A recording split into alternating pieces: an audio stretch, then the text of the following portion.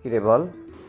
সাফায়াতের গলার স্বর শুনে কেঁপে উঠল ধারা। লিয়া ধারাকে আশ্বস্ত করে বলল, মনে যা আসে বলে দাও, ভয় পেও না। লিয়ার কথায় ধারা সাহস পায়, চোখ বুজে ঢোক গিলে বলে, বাবাই আমি এক কথায় উত্তর দিতে পারবো না। আর কারো জন্য কারো জীবন থেমেও থাকে না। আমি অবশ্যই বিভোরকে ছাড়া বাঁচতে পারবো, এবং তোমাদেরকে ছাড়াও। কিন্তু সব বাচ্চাকে কি বাচ্চা বলে? যদি তোমাদের সাথে থাকে, দিন শেষে মনে পড়বে বিভোরের কথা। আমাকে নিরাপত্তা দিয়ে ঝুঁকি নিয়ে খেয়াল রেখেছে সে। আমাকে ভালোবাসে, আমিও ভালোবাসি। তখন কি নিজেকে একা মনে হবে না? ভালোবাসার মানুষ তো সবার আছে। এই যে তুমি আম্মুকে ছাড়া থাকতে পারো বাবা? পারো না তো। আম্মু যেদিন নানু বাড়ি থাকে, সেদিন দেখি তো তুমি কেমন ছটফট করো। বাবাই তোমাদের সম্পর্কটা হয়তো অনেক দিনের, আমারটা অল্প দিনের, কিন্তু ভালোবাসার পরিমাণ কি বেশি দিন অল্প দিন দিয়ে মাপা যায় বলো? যায় না তো। সামিদ ভাইয়া, সাফায়েত ভাইয়া, তোমরা যতই ভাবিদের সাথে খারাপ ব্যবহার করো, আমি দেখেছি ভাবিদের ছাড়া কেমন অচল হয়ে পড়ো তোমরা। তোমরা তো বুঝবে আমায়। আর আর বিবরের সাথেও শুধু থাকতে পারবো কি করে? আমি তোমাদেরকে কত ভালোবাসি জানো না তোমরা? তোমাদের একেবারে ছাড়ার কথা আমি ভাবতেও পারি না। তোমাদের ছাড়া আমি বিবরের সাথে সুখী হব না। মা বাবা থাকতেও কোনো সন্তান এতিম সেজে থাকতে পারে বলো? প্লিজ বোঝো একটু, আমি দুটোই চাই। প্লিজ বাবাই। উপস্থিত সবাই থমকে যায়। ধারা ফোপাচ্ছে। বড়দের সামনে নির্ভয় জটিলতা ছাড়াই কি সুন্দর করে বলে দিল ভালোবাসার কথা। কি অসাধারণ যুক্তি তার। শেখ আজিজুর দমে যাওয়ার পাত্র নন। তিনি খ্যাক করে গলা পরিষ্কার করে বলেন, ধারা, তুমি কি জানো বিভোরের ভাই তোমার ভাইকে আঘাত করেছিল? 2 দিন হসপিটালে ভর্তি ছিল তোমার ভাই। লিয়া কথার মাঝে ফোড়ন কাটলো। সেটা তো বিভোরের দোষ না, সে তো ভালো। সাফায়াত কটমট করে তাকায় লিয়ার দিকে। লিয়া সাফায়াতের আগুন দৃষ্টি অগ্রাহ্য করে আবারও বলল, আর দোষ আপনার ছেলেরও ছিল বাবা, সে খুঁজেছিল, আর সেও আঘাত করেছে বিভোরের ভাইকে। শেখ আজিজুর ছেলের বইয়ের জবাবে বিরক্তিতে কপাল কুঁচকে ফেললেন। এরপর বললেন, তাছাড়া বিভোরের পরিবারের সবাই ধারাকে খুব নোংরা চোখে দেখে। ওইরকম পরিবারে কি করে দেই আমার মেয়েকে? ধারা আকুতি করে বলল, বাবাই বিশ্বাস করো, বিভোর থাকতে আমার কোনো অসম্মান হবে না। ওর পরিবারকে মানিয়ে নিবে। বাবাই আমি বিভোরকে ভালোবাসি। ভাইয়া, আম্মু, আমি কতটা নির্লজ্জ হয়ে তোমাদের সামনে ভালোবাসার কথা বলছি বুঝো একটু। একটা মেয়ে এভাবে মা বাবার সামনে এসব বলতে পারে বলো? পারে না তো। আমি আমি পারছি বলতে। কতটা অসহায় হয়ে আমি বলছি, বোঝার চেষ্টা করো। আমি পরিবার আর বিভোর দুটোই চাই। ধারার আকুতির সামনে আজিজুর সামিদ সাফায়াত দুর্বল হয়ে পড়ে। কোনোভাবেই ধারাকে কঠিনভাবে কিছু বলা যাচ্ছে না, মন মানছে না। যদি ধারা এভারেস্ট না যেত তাহলে হয়তো পারত, কিন্তু যখন সবাই শুনলো ধারা এভারেস্ট থেকে আর ফিরবেন না, তখন সবাই বুঝেছিল ধারা ছাড়া ওরা কেউই ভালো থাকবে না। ধারা সবার বুকের মধ্যখানে বসে রয়েছে। হারানোর বেদনা কতটা কষ্টদায়ক বোঝা হয়ে গেছে। তিব্বিয়া খাতুন করুণ স্বরে শেখ আজিজুরকে বলেন, মেয়েটা যা বলতেছে শোনো। কত কষ্ট করে বেঁচে ফিরেছে, কত যুদ্ধ করলো মৃত্যুর সাথে। এখনো কষ্ট পাবে কেন? বিভোর ছেলেটা তো দেখতে শুনতে ভালো। আর তুমি কি আজীবন মেয়েরে বাসায় রাখবা? বিয়ে দিবা না? যেখানে পুরো বাংলাদেশ জানে বিভোরের বউ তোমার মেয়ে, সেখানে অন্য কোথাও বিয়ে দেওয়াটা মানুষ খারাপ নজরে দেখবে। ধারা আচমকায় সোফা থেকে উঠে শেখ আজিজুরের পা ধরে বসে কেঁদে বলে, বাবাই প্লিজ, আমাকে কোনো অপশন দিও না বেঁচে থাকার। আমি দুটোই চাই, তোমাদের কেউ চাই, বিভোর কেউ চাই। প্লিজ বাবাই। শেখ আজিজুরের পা ছেড়ে দুই ভাইয়ের পায়ে ধরে শক্ত করে। এরপর বলে, বড় ভাইয়া, মেজো ভাইয়া, প্লিজ। সামিদ সাফাই দ্রুত লাফিয়ে উঠে পড়ে। এরপর ধারাকে তুলে সামিদ বলে, সিদ্রাতুল, পায়ে ধরতে কে বলছে? বাবাই কিছু বলতো। দেখ কেঁদে কেটে কি অবস্থা করেছে চোখের। শেখ আজিজুর চিন্তায় মগ্ন। কি করবেন তিনি? বিভোরের পরিবারকে মানতে পারছেন না কিছুতে। মেয়েকে পাঠাতেও মন সায় দিচ্ছেন, আবার মেয়েটা এত কাঁদছে, রিকোয়েস্ট করছে। তারই মধ্যে লিয়া বলল, শোনেন বাবা, আপনি হচ্ছেন মেয়ের বাপ। আপনি চাইলেই জোর করে মেয়েকে তার স্বামী থেকে দূরে রাখতে পারবেন, কিন্তু আমি না বলে পারছি না।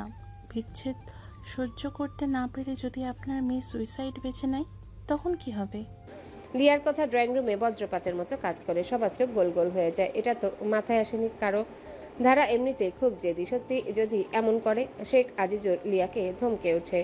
তিবিয়া খাতুনের হৃৎপিণ্ড লাফিয়ে ওঠে লিয়ার কথা শুনে। তিনি স্বামীকে কড়া স্বরে বলেন, দেখো, আমার মেয়ে যদি কিছু হয় তোমাদের সিদ্ধান্তের জন্য আমি কি করব নিজেও জানি না। লিয়ার কথায় ভয় পেয়েছে বাপ ভাইও। ধারা লিয়ার কথায় অবাক হয়।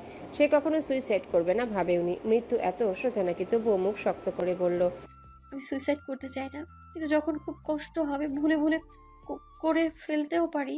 শেখ আজিজুর ধমকে ওঠেন। ধারা, আর নিবি না এই নাম। কি সব আজে বাজে কথা। আমি তোর আবার বিয়ে দেব বিভোরের সাথে। বিভোরকে বল ওর পরিবারকে নিয়ে আসতে। লিয়া ফোরন কাটে।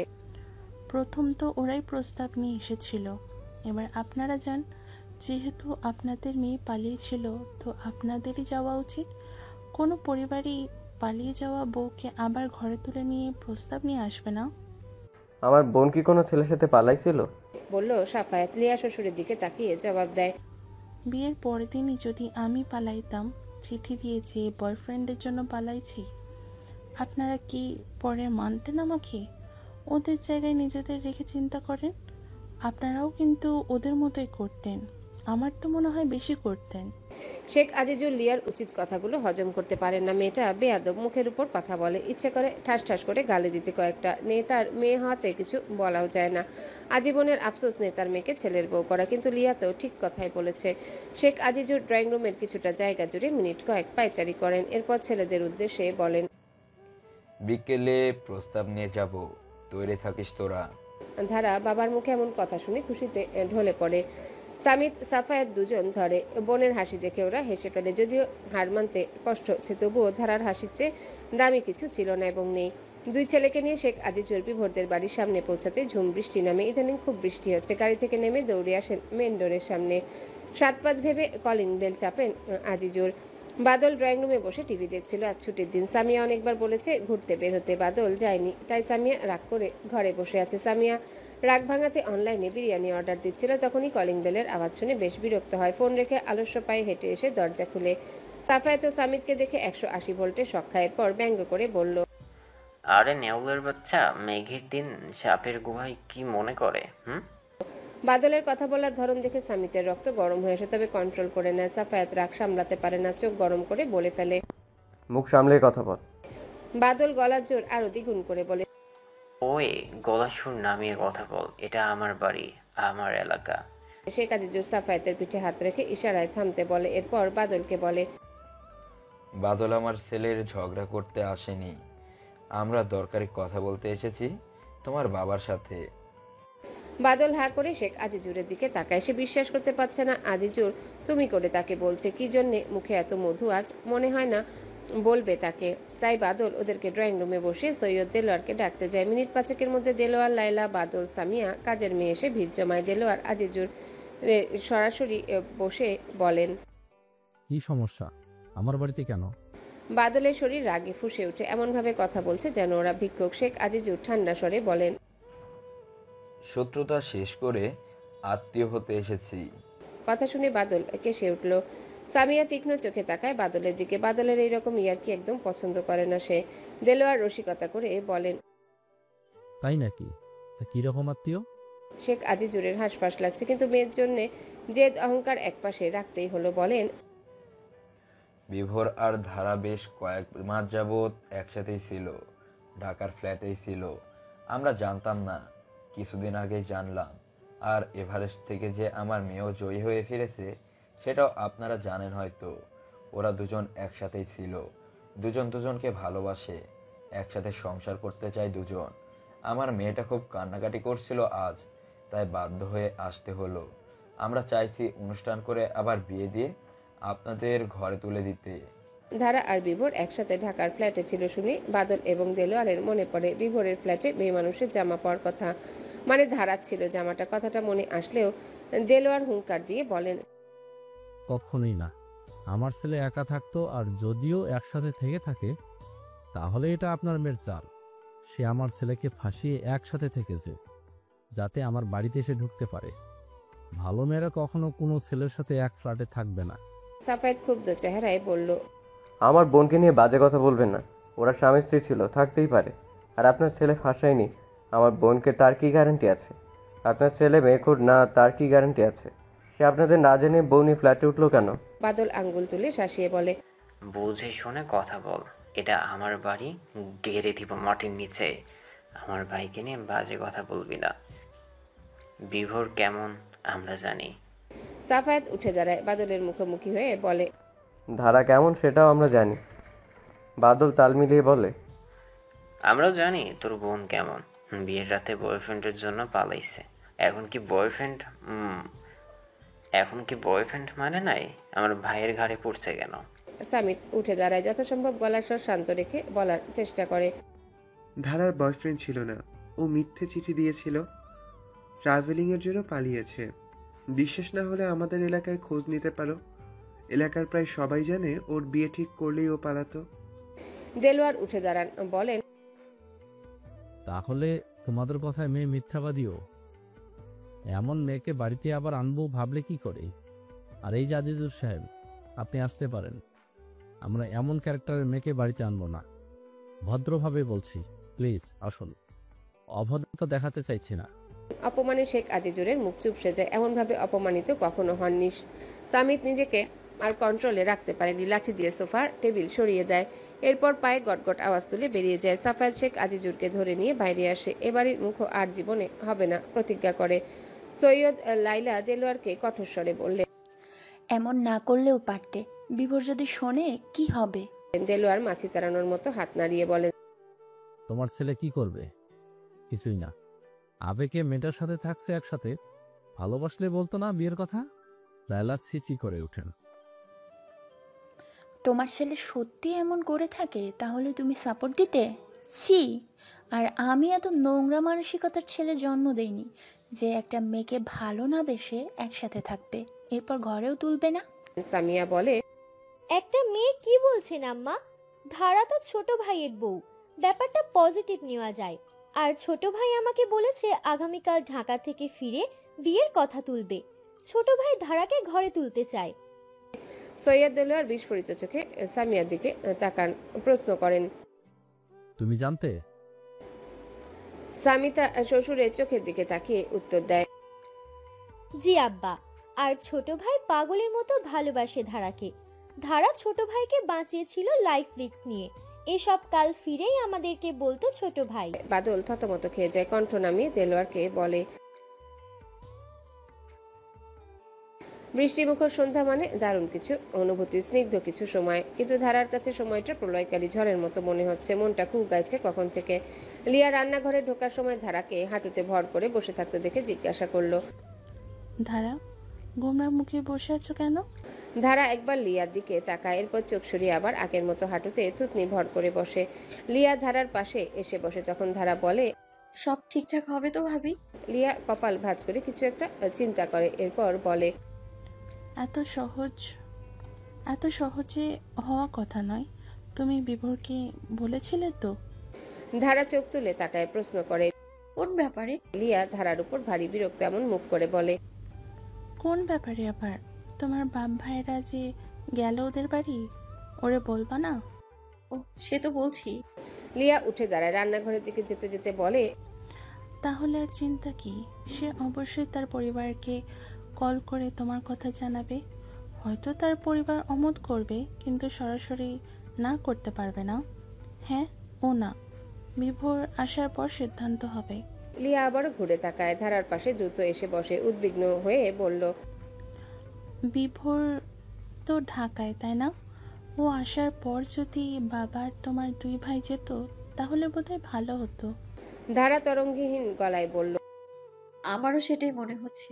লিয়া ফ্লোরের দিকে তাকিয়ে ভাবে কিছু, এরপর অন্যমনস্ক হয়ে বলে, বিভোর ব্যাপারটা জানলেই হবে, সামাল দিতে পারবে, ছেলেটা বুদ্ধিমান। ধারা ছোট করে বলে, হুম। এরপর বিষাদগ্রস্ত গলায় বলল, সকালেই ওকে কল দিয়েছি, 6 বার রিং হওয়ার পর ধরলো। আমার কথা না শুনেই বলল, ইম্পর্টেন্ট কথা থাকলে মেসেজে বলে দাও। আমিও মেসেজেই বললাম, রিপ্লাই পেলাম না এখনো। দেখলো না কে জানে। লিয়া ধারার কথা শুনে নড়ে চড়ে বসে, এরপর বিস্ফোরিত কণ্ঠে বলে, বিভোরের পরিবার তোমাদের নিউজ সম্পর্কে কথা জানে তো? ধারা নতজানু অবস্থায় মাথা নাড়িয়ে না জানায়। লিয়া বলে ওঠে, সর্বনাশ, তোমার বাবা বের হওয়ার আগে আমাকে বলতা এসব, এখন কি হবে? দুর্বল। ধারা লিয়ার কথা শুনে ভয় পেয়ে যায়, আমতা আমতা করে বলে, কি হবে? কি হবে না? বিভোরের পরিবার এমনিতেই তোমাকে পছন্দ করে না, তার উপর 2 বছর হয়ে গেল পারিবারিক শত্রুতা, সেখানে ওরা জানেও না তাদের ছেলে তোমাকে ভালোবাসে। তোমার মনে হয় তোমার বাপ ভাই মান সম্মান নিয়ে এখন ফিরতে পারবে? লিয়ার কথা শুনে ধারার কান্না পায়, খুব ভয় হচ্ছে, বুক দূর দূর করছে। ধারা অন্যদিকে মুখ ফিরে ঠোঁট টিপে চাঁদের দিকে দৃষ্টি রেখে ভারী করুণ গলায় বলল, ওই তুমি। রাত 8টায় কলিং বেল বেজে ওঠে। ধারা দৌড়ে এসে দরজা খুলে আজিজুল সামিদ সাফায়াতের কালো করে রাখা মুখ দেখে ধারার কলিজা কেঁপে উঠল। কিছু বলার সাহস পায় না। লিয়া মাইশাও থমকে যায়, প্রশ্ন করল না। ভয়ে তিব্বিয়া খাতুন প্রশ্ন করেন, হলো কি? শেখ আজিজুর তীব্র ঘৃণা নিয়ে তিব্বিয়ার দিকে তাকান। তিব্বিয়া দমে যান। আজিজুর ধারার উদ্দেশ্যে বলেন, এমন দিন বেঁচে থাকতে আর জীবনে না আসুক। ভুলে যাও অসভ্য ফ্যামিলির ছেলেটাকে, নয়তো আমাদের। কথা শেষ করে আজিজুর দোতলায় উঠে যান। ধারা কথা বলার শক্তি হারিয়ে ফেলেছে। সাফায়েত বাসায় ঢুকে নিজের রুমে চলে গিয়েছে। সামিত এক গ্লাস পানি খেয়ে নিজের রুমে যায়। চারিপাশে নেমে আসে দম বন্ধকর নিস্তব্ধতা। লিয়া মাইশা দুইজন রুমে যায় কি হলো জানতে। তিব্বিয়া খাতুন ধারার পাশে এসে দাঁড়ান। ধারা মাথা নত করে কাঁদছে। তিব্বিয়া ধারার মাথায় হাত রাখতে ধারা কেঁপে উঠল। চোখের জল মুছে দ্রুত পায়ে রুমে আসে। এরপর দরজা বন্ধ করে বিছানায় শুয়ে হাউমাউ করে কেঁদে ওঠে। মিনিট 5 কাদার পর বিভোরের কথা মনে হয়। ফোন নিয়ে ঝটপট করে উঠে বসে। দেখে 1 ঘন্টা পূর্বে বিভোর 25টা কল দিয়েছে। ধারা দ্রুত বিভোরকে কল করে। 4 বারের রিংয়ের সময় রিসিভ হয়। ধারা বলে, হ্যালো। বিভোর বলে, হ্যালো। বার কয়েক দুজন হ্যালো হ্যালো করলো। ওপাশে গাড়ির আওয়াজ। বিভোর শুনতে পাচ্ছে না ধারার কথা। ধারা কল কেটে কাপা হাতে দ্রুত মেসেজিং টাইপ করে, এরপর সেন্ড করে। মেসেজটি তুমি সকালে মেসেজ দেখোনি? কই তুমি এখন? কয়েক সেকেন্ডের মধ্যে রিপ্লাই আসে। সারাদিন ফোন হাতে ছিল না, একটা বাজে পরিস্থিতিতে পড়েছিলাম, দেখা হলে বলবো। সন্ধ্যার দিকে দেখলাম মেসেজ, তখন আপুও কল করে বললো বাসায় প্রবলেম হলো খুব, আর তোমার বাবা ভাই খুব অপমানিত হয়েছেন। আমি থাকলে এসব কিছুই হতো না, পাকনামি করে আমাকে না বলে আসতে দিলা কেন? আচ্ছা এসব এখন বাদ, আমি আসছি, গাড়িতে আছি, সব ঠিক হয়ে যাবে, কান্নাকাটি করো না, ভুল হয়ই, মানুষ জীবনে অনেক ভুল করে, তুমি তেমন করে ফেলেছো, এই জন্য আপসেট হয়ে থেকো না, কান্নাকাটি ভুলেও না। বিভোর ফেরত মেসেজ পাঠায়, পৌঁছে কল করবো, গুড নাইট। ধারা ফোন চার্জে দিয়ে বারান্দায় এসে বসে। বাইরে টিপটিপ বৃষ্টি। বৃষ্টি দেখলেই বিভোরের কথা মনে হয়। মনটা শান্ত করে দিয়েছে মানুষটা। ধারা চোখ বুজে নিজেদের ঘনিষ্ঠ মুহূর্তগুলোর কথা ভাবে। শরীরের পশম কাটা কাটা হয়ে দাঁড়ায়। চোখ তুলে বাইরের আকাশের দিকে তাকায় সে। পাশাপাশি নেই, কিন্তু এক আকাশের নিচে তো আছে দুজন। মনে মনে তার আক্ষেপে সুর ঝরে পড়ে। এত সুন্দর মুহূর্তে বিভোর কেন নেই পাশে? কোনো এক বৃষ্টির রাত একসাথে কাটাবার কত ইচ্ছে দুজনার।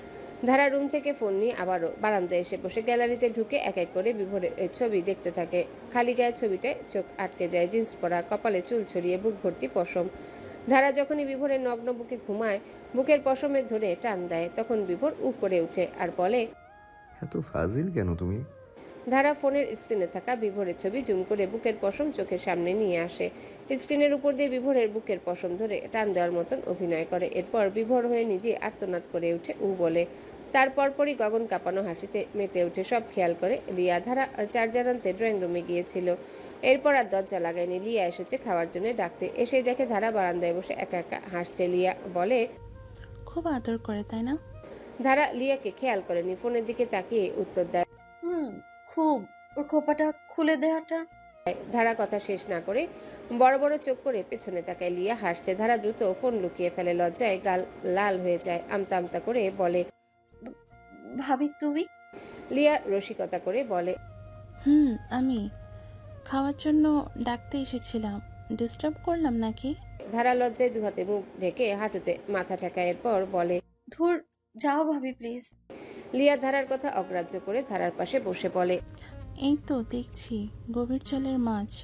বিভোর সাহেব তো আদর ভালোবাসা দুটো দিয়েই ননদিনীকে পাগল করে রেখেছে। হে, ধারা এসব কথা সম্মুখীন কখনো হয়নি। তার দ্বারা কোনো ছেলেকে ভালোবাসা হবে সেটা সে নিজেই ভাবেনি। তাই লজ্জায় মরে যেতে ইচ্ছা হচ্ছে। উঠে দ্রুত পায়ে বাথরুমে ঢুকে দরজা বন্ধ করে দেয়।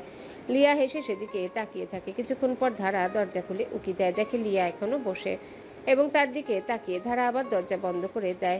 লিয়া জোরে হেসে উঠে দাঁড়ায় চলে যাওয়ার জন্য। যাওয়ার আগে বলে যায়, খেতে এসো কিন্তু। ভোরে বিভোর কল করে জানিয়েছে সে পৌঁছেছে। কথা বলা শেষে ধারা আবার ঘুমিয়ে পড়ে। 9টার দিকে তিব্রিয়া খাতুন ডেকে তোলেন। 9:30 ডাইনিং রুমে আসে ধারা। বাকিরা খাওয়া শুরু করে দিয়েছে। ধারা আজিজুরের পাশের চেয়ারটায় বসে। রাতে খেতে আসনি কেন? ধারা বলে, এমনি। কি সিদ্ধান্ত নিলে? কোন ব্যাপারে? আমাদের ছেড়ে যাবে নাকি থাকবে? ধারা মাথা নত করে কিছুক্ষণ বসে থাকে, এরপর বলে, বলেছি তো গতকাল সকালে। সামিতের চোয়াল শক্ত হয়ে আসে, বলে, তোর কাছে তোর বাপ ভাইয়ের সম্মানের দাম নাই? ধারা শান্ত গলায় বলে, আছে। তাইলে ভাবস কেমনে ওই পরিবারে যাওয়ার কথা? ধারা মাথা নত করে বসে আছে স্থির হয়ে। সামিত আবারও বলে, তোর জন্মের পর থেকে যারা ভালোবাসতেছে তাদের ভালোবাসার চেয়ে এই কয়দিনের কোন ছেলের ভালোবাসার দাম হয়ে গেল বেশি? ধারা শান্ত গলায় উত্তর দেয়। ভালোবাসার দামাদামি হয় না, মান পরিমাণ হয় না। সামিত আগুন চোখে মায়ের দিকে তাকিয়ে বলে, দেখো কি সাহস! অন্যদের ছোট বোনের বড় ভাইয়ের সামনে কথা বলতেও ভয় পায়, আর সেখানে তোমার মেয়ে তর্ক করে। তিব্রিয়া খাতুন বলেন। শেখ আজিজুর তিব্রিয়ার দিকে কড়া চোখে তাকান, কটমট করে বলেন, আমরা তো দিতে গিয়েছিলাম, দূর দূর করে তাড়িয়ে দিয়েছে। তিব্রিয়া চুপসে যান, এরপর গলার জোর বাড়িয়ে মেয়েকে বলেন, না, আমি না করেছিলাম। এরপর বললো ঢাকা থেকে এসে বলবে, তার আগেই এত সব হয়ে গেল। ভুল হয়ে গেছে। সাফায়াত বলে, ভুলের মাসুল দে এখন। ধারা নির্ভয়ে বলে, মানুষ ভুল করে, মানিয়ে নিতে হয়। সামিত কটমট করে বলল, মন চাইতেছে ঘাট ধরে অন্য একটা ছেলের সাথে বিয়ে দিয়ে দেই। ধারা অবাক দৃষ্টিতে ভাইয়ের দিকে তাকায়, বলে, এটা সম্ভব না। তুমি সহ বাড়ির সবাই জানে আমাকে বেঁধে অন্য কোথাও বিয়ে দেওয়ার ক্ষমতা না আছে তোমাদের, আর না আছে আমার মনের। শেখ আজিজুর এক হাতে কপাল ঠোকেন, এরপর বলেন, ধারা ক্লিয়ার করে বলো, আমাদের কি করতে হবে? বিয়ের জন্য তো গিয়েছিলাম, মানেনি।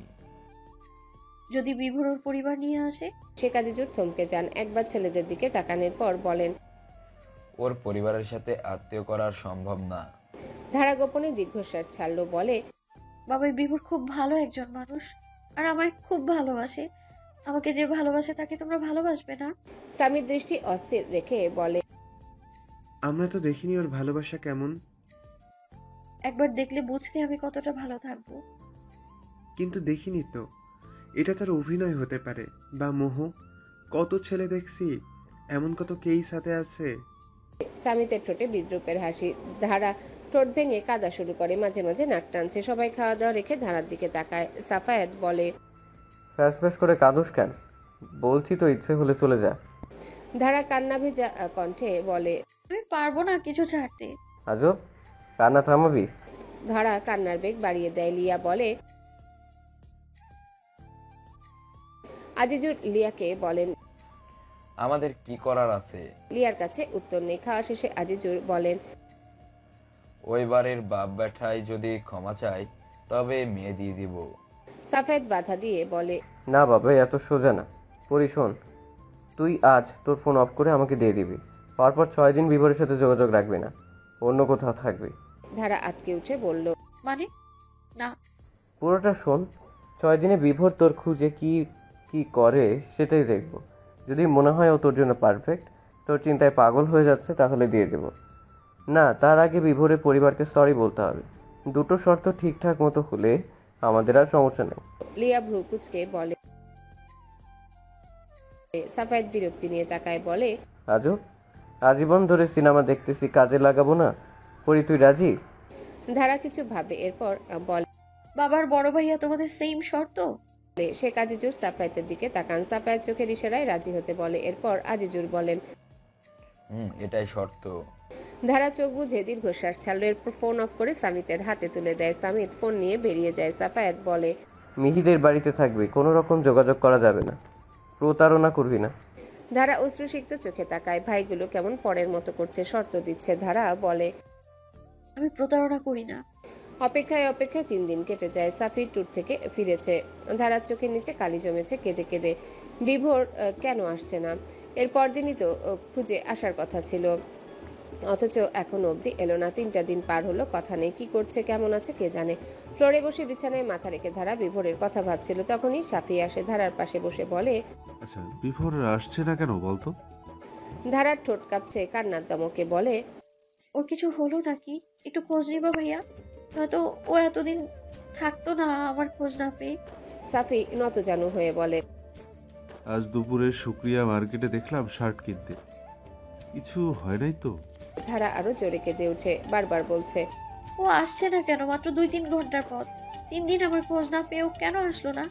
সাফি কি বলবে বুঝে উঠতে পারছে না। সত্যিই তো, কেন আসছে না? সে নিজের চোখে হাসি খুশি বিভোরকে দেখে এলো, কি সমস্যা তার? সাফায়াত আসে কিছুক্ষণের মধ্যে ধারাকে দেখতে। ধারা তখন কাঁদছিল। সাফায়াতকে দেখে কান্না বন্ধ করে দেয়। সাফায়াত ধারার পাশে বসে সাফির দিকে একবার তাকায়, ধারার মাথায় হাত বুলিয়ে দেওয়ার পর চোয়াল শক্ত করে বলে, বাটপাড়ের বাচ্চা বিয়ের কথা শুনে পালাইছে, তোরে ভালোবাসে নাই কোনোদিন। আগেই বুঝছিলাম শালা মেয়েখোর, পটাইয়া বি। সাফায়াত থেমে যায় ধারার অশ্রুসিক্ত চোখ দেখে। ধারার মরে যেতে ইচ্ছে হচ্ছে এসব শুনে। কেন এত খারাপ কথা বলে ওর ভাইয়েরা? সাফায়াত আবারও বলে, রাজপুত্র দেখে তোর বিয়ে দেব, আর বিয়ে করতে না চাইলে করিস না, আমরা 3 ভাই আছি না। ধারা চোখ সরিয়ে নেয়। সাফির এক হাতের উপর মাথা রেখে চোখ বুজে।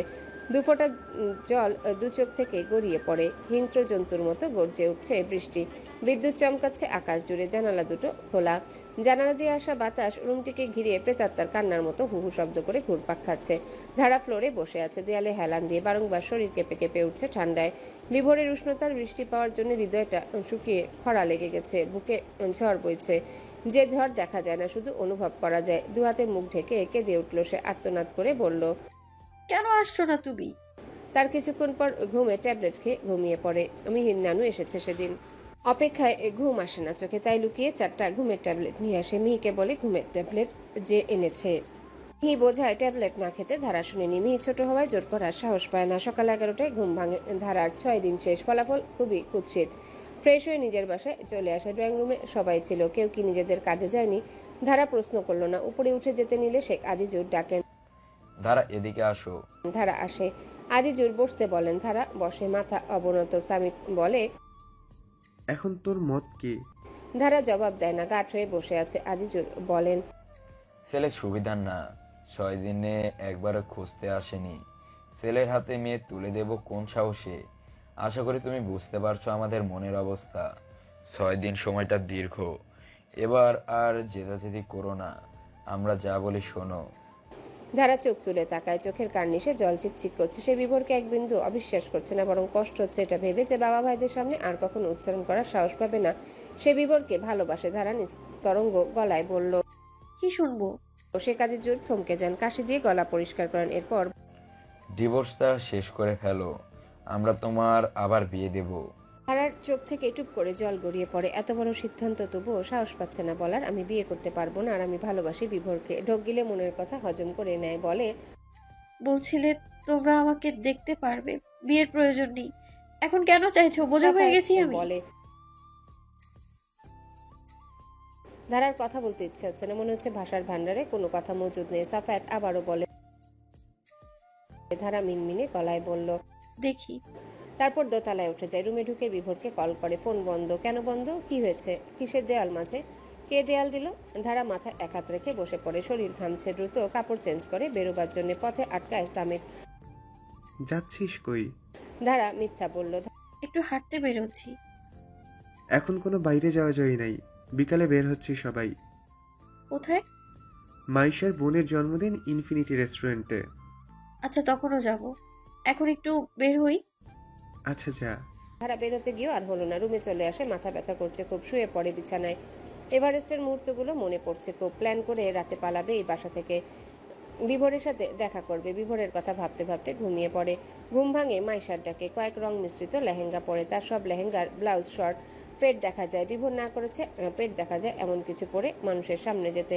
ধারা নিচের স্কার্টটা একটু উপরে তুলে পড়ে। যথাসময় চলে আসে পার্টিতে। সবাই আনন্দ করলেও ধারার পরিবার আনন্দ করতে পারছে না। ধারার মন খারাপ দেখে সবাই চুপ করে বসে আছে।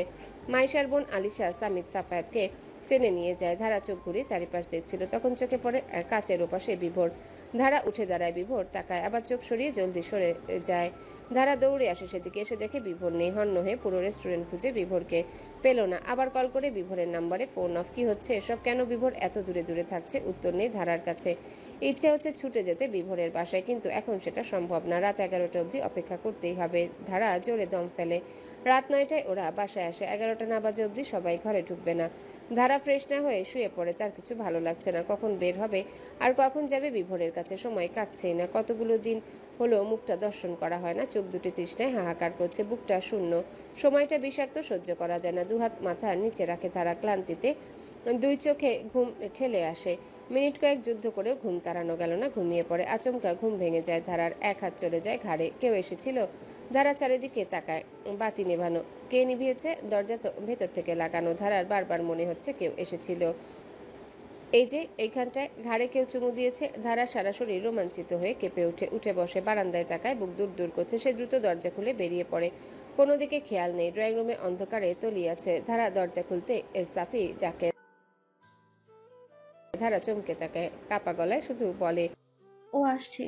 এরপর দৌড়ে বেরিয়ে যায়। গেটের বাইরে এসে একবার ডান পাশে তাকায়, তারপর বাম পাশে একটা বাইক চলে যাচ্ছে। ধারা চেঁচিয়ে উঠল। বিভোর। বাইক থেমে যায়। মানুষটা ঘুরে তাকায়। বাইক থেকে নামে। ধারার বুকের হৃৎপিণ্ড কাঁপছে থরথর করে। দুহাতে ভারী লেহেঙ্গার স্কার্ট ধরে বিভোরের দিকে দৌড়াতে থাকে। সময়টা যাচ্ছে না। রাস্তা যেন শেষ হচ্ছে না। দুজনের দূরত্বটা অনেক। ল্যাম্পপোস্টের আলোয় বিভোর দেখছে ধারা উন্মাদের মতো ছুটে আসছে তার দিকে। স্কার্টটা নেমে এসেছে নাভি অব্দি। কি আবেদনময়ী মায়াবী মনে হচ্ছে ধারাকে। বিভোরের নিঃশ্বাস কয়েক মুহূর্তের জন্য বন্ধ হয়ে যায়। কপালে ছড়িয়ে থাকা কয়টা চুল রাতের মৃদু বাতাসে দুলছে। ধারা কাছে এসে ঝাঁপিয়ে পড়ে বিভোরের বুকে। বিভোর টাল সামলাতে না পেরে দুপা পিছিয়ে যায়। ধারা হাউমাউ করে কেঁদে ওঠে। সর্বাঙ্গ উষ্ণতায় কেঁপে কেঁপে ওঠে। বিভোর শক্ত করে জড়িয়ে ধরে ধারাকে। 8 দিন পর ছোঁয়া পেল। মনে হচ্ছে কয়েক লক্ষ শতাব্দী দেখা হয়নি, ছোঁয়া হয়নি। ধারা কান্নামাখা কণ্ঠে বলে, খরা লাগিয়ে দিয়েছিলে তো? বিভোর মুচকি হাসে বলে, বৃষ্টি এখন থেকে সারা জীবন নামবে, আর লাগবে না খরা। বিভোরের কণ্ঠ ধারার শরীর কাঁপিয়ে দিচ্ছে। আরো জোরে শক্ত করে ধরে বিভোরকে। বিভোরও যেন তৃষ্ণার্ত ছিল। সেও ভুলে যায় কোথায় আছে তারা। দুহাতে ধারাকে মিশিয়ে ফেলে বুকের সাথে, যেন পিষে ফেলবে নিজের সাথে। দূর থেকে শোনা যাচ্ছে রাত জাগা প্রহরীর হুইসেল আর কুকুরের ঘেউ ঘেউ। একটা ভারী কণ্ঠে দুজনার ধ্যান ভাঙে। ধারা কেঁপে উঠে পিছনে ফিরে তাকায়। সামিত দাঁড়িয়ে, সাথে আজিজোর। বিভোর দ্রুত বাইকে উঠে বলে, ধারা উঠে পড়ো। সামিত দৌড়ে আসতে আসতে ধারা বাইকে উঠে পড়ে। বিভোর চোখের পলকে বাইক নিয়ে উধাও হয়ে যায়। বাইক চলছে বিভোরের দেওয়া গতিতে। বিভোরের পেট জড়িয়ে ধরে ধারা বসে আছে পিছনে। চারিদিকে নিস্তব্ধতায় থম মেরে আছে। বাতাসে স্নিগ্ধ ঢেউ। তারার রূপালী আগুন ভরা রাত। ঝিরিঝিরি বাতাসে মোলায়েম ঝংকারে ধারার চুলগুলো এলোমেলো হয়ে উঠছে। বিভোরের শার্টের প্রথম 3টা বোতাম খোলা। শার্টের কলার বাতাসে উঠছে। স্বপ্নের মতো একটা রাত। কেউ কোনো কথা বলছে না, শুধু উপভোগ করছে একে অন্যের উষ্ণতা, নিঃশ্বাসের গতি। ধারার মনের হাজারটা প্রশ্ন ধামা চাপা পড়ে আছে, কারণ সে জানে বিভোরের কাছে যুক্তিসঙ্গত উত্তর আছে। নিস্তব্ধতা কাটিয়ে বিভোর মৃদু কণ্ঠে ডাকল, ধারা। ধারা বলল, ধারার কণ্ঠ শুনে বিভোরের মনে হলো ধারা কোনো মোহময় অনুভূতিতে তলিয়ে আছে। কি জানি কি বলতে চেয়েছিল ভুলে যায়। ধারা বিভোরের পিঠ থেকে মাথা তুলে বলল, বললা না? ভুলে গেছি। ধারা আর জানতে চাইল না। বিভোরের পিঠে মাথা ঠেকিয়ে চোখ বুজে। ক্রমাগত ঝিঝি পোকার শব্দ কানে আসছে। শহরের রাস্তা ছেড়ে বিভোর অন্য পথ ধরেছে। হঠাৎ হঠাৎ পেঁচার ডাক আর শীতল বাতাসের ফিসফাস। কোথায় যাচ্ছে, কেন যাচ্ছে ধারা জানে না এবং জানতেও চায় না। বিভোর পাশে আছে, এতেই চলবে। ফজরের আজান কানে আসে। তখনও বাইক চলছে। একটু বাদে পূবের আকাশ লালচে হওয়া শুরু করলো। ধারা মাথা তুলে তাকায়। চারিপাশে প্লাবিত হলো ভোরে স্নিগ্ধ হাওয়া। নানা রঙের নানা প্রজাতির পাখি কিচিরমিচির করে গাছে গাছে ডালে ডালে উড়ে বেড়াতে লাগলো। এই আশ্চর্য সুন্দর মায়াবী ভোরের আগমনে মুহূর্তে শরীর মন চাঙা হয়ে গেল। ধারা প্রশ্ন করল, আমরা বোধহয় কোনো গ্রামের রাস্তায় আছি, রাইট? স্নিগ্ধ নীরব শব্দহীন এই ভোরে ধারার কণ্ঠ শুনে বিভোর চমকালো। এরপর জবাব দিল, একটা ছোটখাটো বাজারে এসে থামে ওরা। বাইক থেকে নামে দুজন। ধারা চোখ ঘুরে চারিপাশে দেখলো সায়ন একটা টং দোকান থেকে বেরিয়ে আসে। ধারা ভারী আশ্চর্য হলো সায়নকে দেখে। সায়ন এসেই হেসে বলল, তারপর ধারায় ডাকবো নাকি ভাবে? ধারা হাসে, চোখ দুটিও হাসে, বলল, নাম ধরেই ডেকো ভাইয়া। হেঁটে বেস্ট। আগে বোন আমার, তারপর ফ্রেন্ডের বোন। বিভোর ফোরন কাটে। লাগেজ কই? ধারা চমকিয়ে তাকায়। কিসের লাগেজ? সায়ন টং দোকান থেকে ব্ল্যাক কালারের একটা লাগেজ নিয়ে আসে। বিভোর প্রশ্ন করে, তারপর কোন দিক দিয়ে যাব? সোজা গিয়ে ডানের গলিতে ঢুকবি, কালো গেটের ভেতরে বাড়িটাই। আচ্ছা, চাবি দে। সায়ন চাবি দিয়ে চলে যায়। ধারা প্রশ্ন করে, কার বাড়ি? সায়নের নানার বাপের বাড়ি, বাংলো বাড়ি বলতে পারো। উঠো। ধারা উঠে বসে। গলির দুপাশে ঘন জঙ্গল, রেন্টির গাছ অনেক, ছোট ছোট পাতা মাটির রাস্তায় ছড়িয়ে ছিটিয়ে। পাখির ডাক তো রয়েছে। মাঝে মাঝে নাম না জানা ফুল গাছ দেখা যাচ্ছে। 5 মিনিটের মাথায় একটা 3তলা পুরনো বাড়ির সামনে আসে ওরা। গেটে তালা দেওয়া। বিভোর তালা খুলে এরপর দুজনে ভেতরে ঢুকলো। বাড়িটা ভুতুরে রকমের। ধারা প্রশ্ন করলো, আমরা কি পালিয়েছি আর এখানেই থাকবো? ধারার কথা শুনে বিভোর ঘুরে তাকালো, বলল, না, পালাইনি, পার্কে এসেছি প্রেম করতে। ধারা ভ্রু কুচকায়। এরপর খুশিতে গদগদ হয়ে বলে, সত্যি পালিয়েছি। বিভোর ইটের তৈরি বাড়িটাতে না ঢুকে পাশের ছোট্ট টিনের ঘরটাতে ঢুকে কাঠের চৌকির উপর লাগেজ রাখে। এরপর বলে, আমি কাপুরুষ না যে বাড়ি থেকে পালাবো, কিন্তু সত্যি পালিয়েছি 4 দিনের জন্য। ধারা মুখটা এমন করে যে মনে হচ্ছে তাকে কেউ খুব কঠিন অঙ্ক মুখে মুখে করতে বলেছে। খুব সহজ সরল ভাবে প্রশ্ন করে। আমি না তোমার কথা বুঝতে পারছি না। বিভোর ধারার সামনে দাঁড়ায়। ধারার দুগালে হাত রেখে নরম কণ্ঠে বলল, তোমার না ইচ্ছে ছিল বর নিয়ে পালাবার? ধারার চোখ দুটি গোল গোল হয়ে আসে। নিখুঁত ঠোঁট দুটি নিজেদের আপন শক্তিতে আলাদা হয়ে যায়। বিভোর লাগেজ থেকে শার্ট বের করতে করতে বলে, 2 পরিবার মিলে গেলে তো আর পালানোতে মজা থাকতো না, তাই না? তাই তার আগেই পালিয়েছি। কেমন অ্যাডভেঞ্চার ফিলিংস হচ্ছে। এই আমি কিন্তু এই প্রথম পালিয়েছি, দারুণ অনুভূতি। কথা শেষ করে বিভোর হাসলো। ধারা থ মেরে দাঁড়িয়েছে। ও নিজেই ভুলে গিয়েছিল নিজের ইচ্ছের কথা। কথাটা দার্জিলিংয়ে বলেছিল সে। বিভোর মনে রেখেছে? এই জন্য কি এতদিন আসেনি? ধারা প্রশ্ন করে। আচ্ছা, গত 6 দিন কই ছিলে? বিভোর স্বাভাবিকভাবে জবাব দেয়, এলাকায় ছিলাম এবং আমিও তোমার অপেক্ষায় ছিলাম, ঠিক তোমার মতন। ধারার কপালের চামড়া ভাঁজ হয়। চোখ ছোট ছোট করে বলে, মানে আমি তো কিছুই বুঝতেছি না। বিভোর ধারাকে চকিতে এনে বসায়। এরপর ধারার পায়ের কাছে বসে কোলে মাথা রেখে বলল, চুলে বিলি কেটে দাও বলছি। ধারা বিভোরের চুলের ভিতরে দিয়ে হাত ঢুকাতে বিভোরের প্রশান্তিতে চোখ বুজে আসে। এত আপন কারো স্পর্শ কিভাবে হয়? বিভোর বলতে শুরু করে। সেদিন বিভোর বাড়ি ফিরেই দেলোয়ারকে বলে ধারার কথা। দেলোয়ার রেগে যান। বারবার ধারার নামের আগে পিছে খারাপ কিছু শব্দ ব্যবহার করতে থাকেন। ধারার দোষ, সে বাড়ি থেকে পালিয়েছে। এই নিয়ে বিভোরের সাথে দেলোয়ারের ভীষণ তর্ক হয়। বাদল অবশ্য কিছুক্ষণ পরই বিভোরের সাপোর্টে চলে আসে। দেলোয়ার কিছুতে আসতে চান না। উনি মানতে নারাজ। বারবার বলেন, ওই মেয়েকে যদি চাও আমাদের ছাড়তে হবে, দুটোর একটা বেছে নিতে হবে। বিভোরের দুটোই দরকার। দুপক্ষকে ভালোবাসে। পরিবার, ভালোবাসার মানুষ দুটি তার জীবনে গুরুত্বপূর্ণ। রাগ উঠে খুব। দেলোয়ারকে অনেক কথা শোনাতে গিয়েও পারেনি। জন্মদাতা তো, কিছু বলতে খারাপ লাগে। বিভোর কোনো উপায় না পেয়ে দেলোয়ারের পায়ের কাছে নত হয়ে হাঁটু গেড়ে বসে। আকস্মিক ঘটনায় উপস্থিত সবাই চমকে যায়। দেলোয়ারের পায়ের নিচের মাটি কেঁপে ওঠে। এমনটা সাধারণত হয় না কোথাও, যে ভালোবাসার মানুষকে পাওয়ার জন্য কোনো ছেলে তার পিতামাতার পায়ের কাছে নত হয়। বিভোরের পার্সোনালিটি বেশ মজবুত। নিজের ছেলেকে নিজের চেয়েও গুণী এবং সেরা মনে হয় দেলোয়ারের। বিভোর এভাবে মাথা নত হয়ে বসায় নিজেই অস্বস্তি হতে থাকে। বিভোর ঠান্ডা ভেজা কণ্ঠে আকুতি করে বলে, আব্বা ধারার মতো মেয়ে হয় না, একটু পাগলি কিন্তু খুব ভালো। তোমাদের মতো করে চলবে, নিজেদের মতো করে বানাতে পারবে। একবার মেনে নাও প্লিজ। বিভোর চোখ তুলে দেলোয়ারের মুখের দিকে তাকায়। বিভোরের চোখে জল। দেলোয়ারের বুক ধক করে উঠল। বিভোরকে এরকম অবস্থায় মানায় না, একদমই না। কখনো বিভোর কাঁদে না। দেলোয়ার দ্রুত বিভোরকে তুলেন। এরপর কিছু বলতে গিয়ে বলেন না, ওপরে উঠে যান। বিভোর সোফায় বসে থাকে বেশ কিছুক্ষণ। মিনিট 10 পর দেলোয়ার নেমে আসেন। বলে, তোরা যখন ছোট তখন থেকেই তোদের জন্য অনেক ত্যাগ করেছি, এইবারও না হয় নিজের ইচ্ছে ত্যাগ করলাম। ওই মেয়েকে মন থেকে মানতে না পারলেও তুই যখন চাস নিয়ে আয়, তুই ভালো থাকলেই হবে আমার। বিভোর খুশি হতে পারল না। সে চায় মন থেকে মানুক। বিভোর সাবধানে প্রশ্ন করল, কি করলে মন থেকে মানতে পারবেন? দেলোয়ার কণ্ঠ গম্ভীর রেখেই বলেন, কিছুই করলেই না। মানুষকে সুযোগ দিতে হয় আব্বা। দেলোয়ার কিছুক্ষণ নিশ্চুপ থাকেন। এরপর বলেন, তুমি 5 দিন ওই মেয়ের সাথে যোগাযোগ রাখবে না। সে যদি এই 5 দিনের মধ্যে তোমার খোঁজে আমার বাড়িতে আসার সাহস পায় তাহলে ঠিক আছে, মেনে নিব। আর আমি জানি সে আসবে না, কারণ সে জানে এইবারে মানুষরা তাকে কতটা ঘৃণা করে। বিভোরের বুক ভারী হয়ে আসে। এমন করে কেন ধারাকে বলে? ঢোক গিলে বিভোর ম্লান হেসে বলে, আপনি ধারাকে চিনেন না আব্বা? চারদিকে মৃত্যু জেনেও যে মেয়ে আমাকে বাঁচাতে ঝাঁপিয়ে পড়েছিল, সেই মেয়ে সামান্য একটা বাড়িতে ঢোকার সাহস পাবে না আমার খোঁজে? হাস্যকর না? বিভোর লাইলার দিকে একবার তাকায়। লাইলা চোখের ইশারায় বলেন রাজি হতে। বিভোর রাজি হয়। বিভোরের সব কথা শুনে ধারা বিস্ময়ে হতবিহ্বল হয়ে যায়। কোনো মতে শুধু বলে, কেমনে সম্ভব? বিভোর ধারার চোখের দিকে তাকায়, বলে, কতই অদ্ভুত ঘটনা ঘটলো আমাদের এইটুকু সময়ের পরিচয়। এটা আর তেমন কি। আমিও সেম সিচুয়েশনে ছিলাম, কেমনে জানো? আর তোমার তো 5 দিন ছিল, আমার 6 দিন। 5 দিন পরে কেন আসোনি? তাহলে তো বাবাই ভাইয়ারা এত কথা বলতে পারতো না।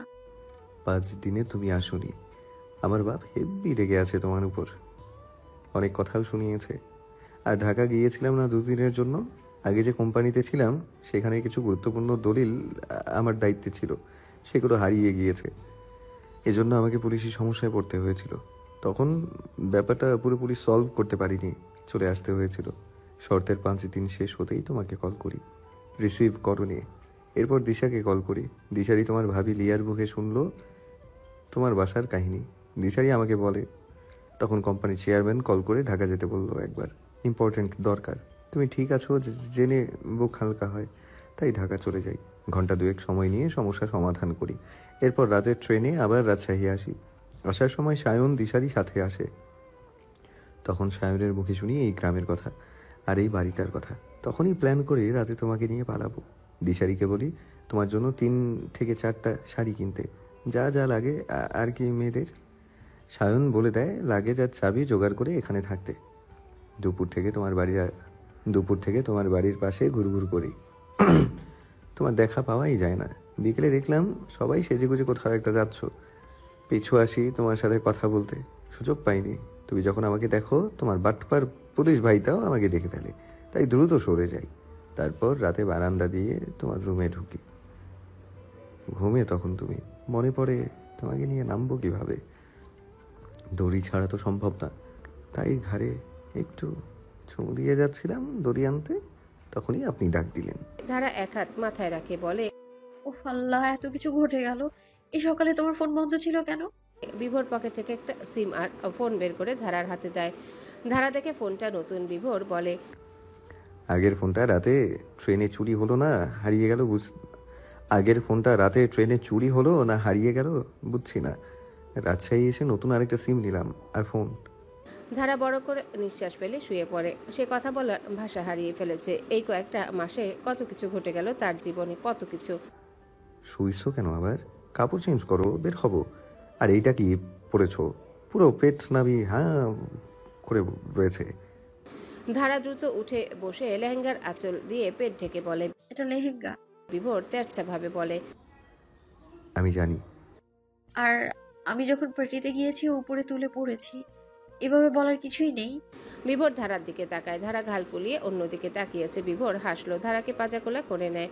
ধারা চেঁচালো না, সে মুখের অবস্থান অন্যদিকে রাখলো। বিভোর গেট পর্যন্ত এনে নামিয়ে দেয়, বলে, আচ্ছা আর রাগ করে থাকতে হবে না, আমি সরি। ধারা বেশ কয়েক সেকেন্ড বিভোরের দিকে তাকিয়ে থাকে তেরছা ভাবে। এরপর মৃদু হেসে বলে, চলো। কই যাচ্ছি জিজ্ঞাসা করলে না? আই নো, আমরা এখন বাজারে যাচ্ছি খাওয়ার জন্য।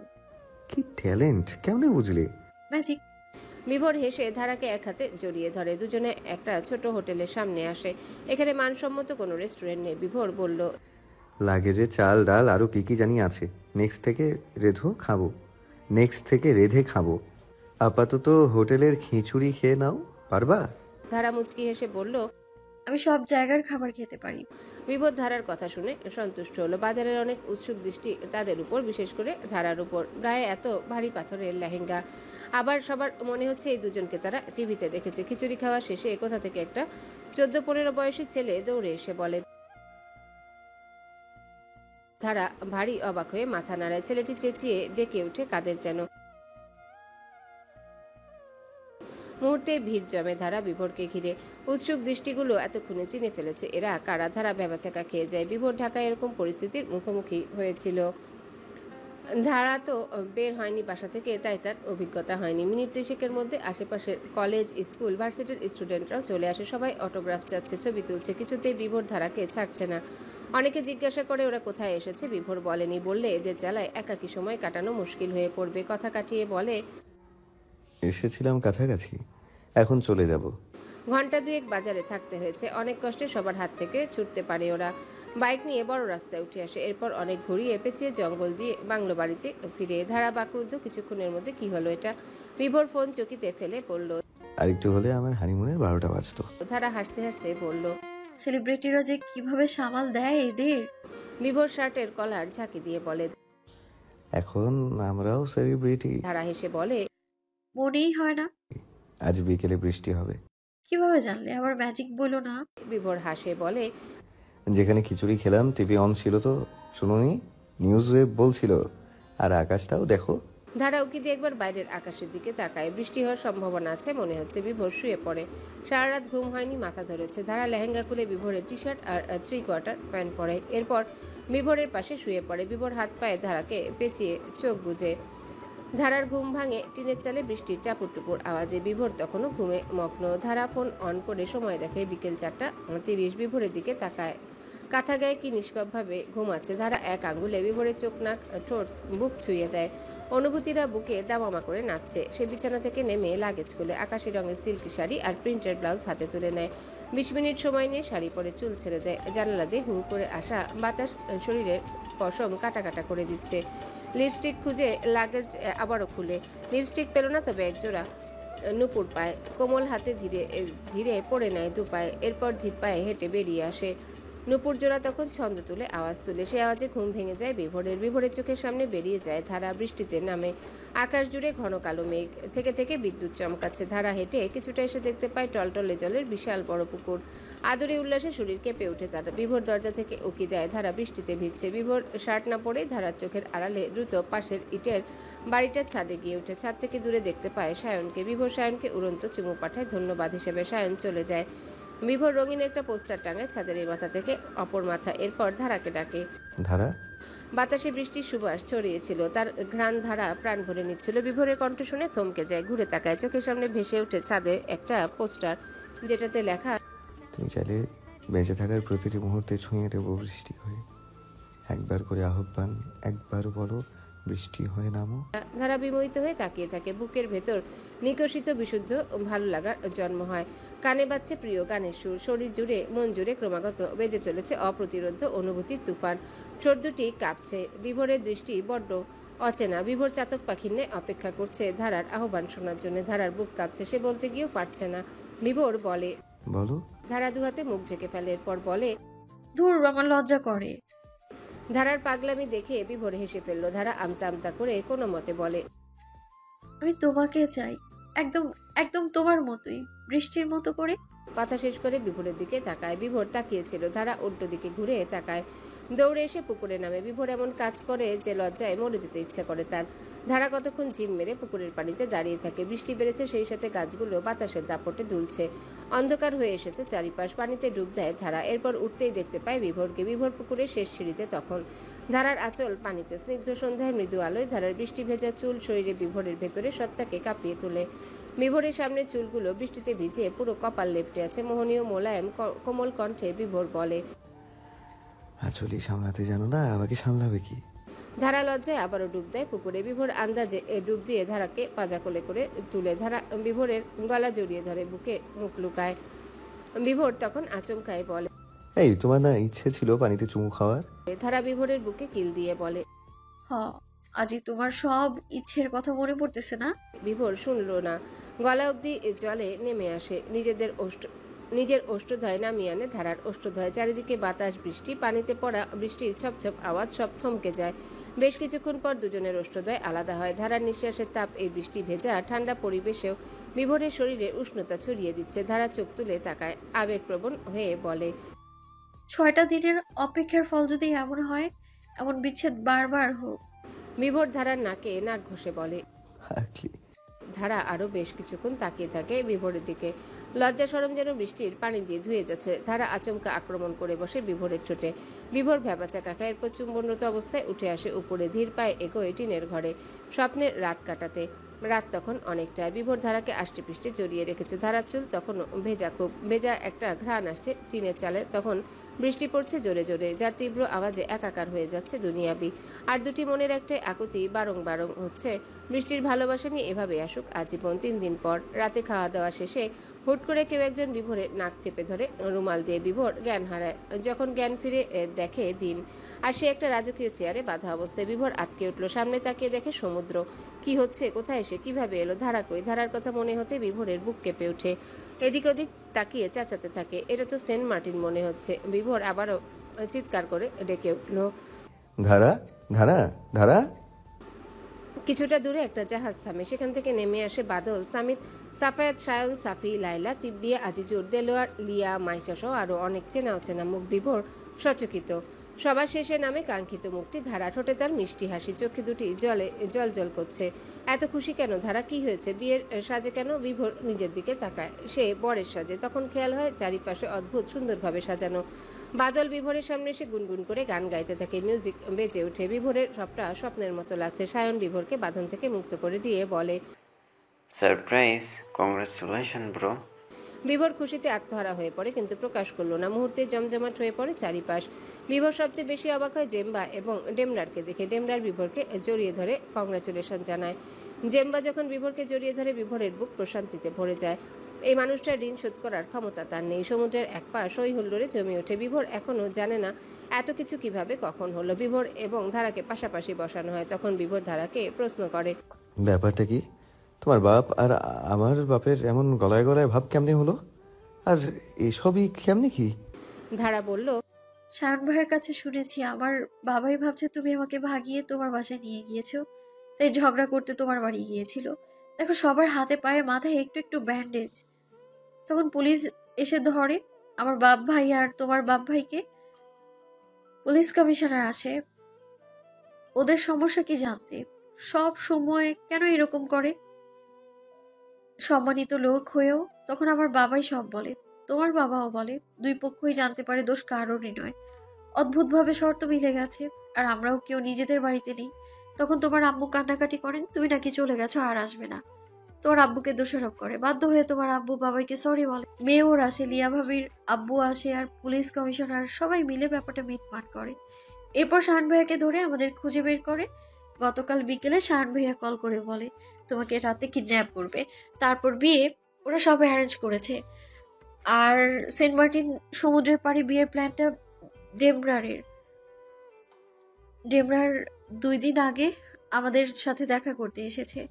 এসে এইসব শুনে বিশ্বাস করো আমি তোমায় অজ্ঞান করে কিডন্যাপ করতে রাজি হইনি, দেন সারপ্রাইজড হবা ভেবে রাজি হয়েছি। বিভোর বেশ কিছুক্ষণ হা হয়ে থাকে। দূরে তাকিয়ে দেখে বাদল আর সাফায়াত কাপল ডান্স করছে। শেখ এবং সৈয়দ মশাই একজন আরেকজনকে মিষ্টি খাওয়াচ্ছে। এই দুনিয়ায় ছেলে মেয়ে ছাড়া আর কিছু দেখার নেই তার। বিভোর ধারাকে প্রশ্ন করে,